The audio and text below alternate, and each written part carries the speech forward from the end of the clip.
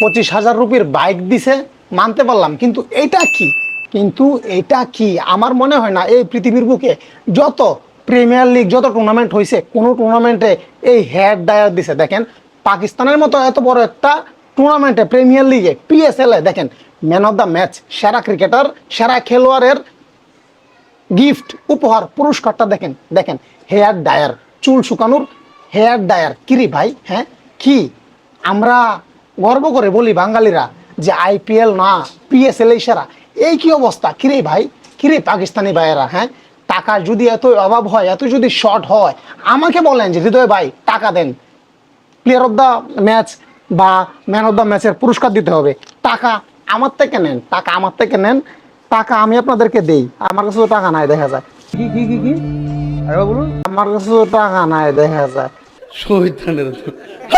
যাই আছে এইসবই দিয়ে দিব। হ্যাঁ আমাকে বলবেন, কিন্তু আপনারা এইসব হেয়ার ডায়ার, হ্যাঁ 25,000 রুপির এই 50 সিসি বাইক দিবেন না, বাইক দিবেন না ভাই।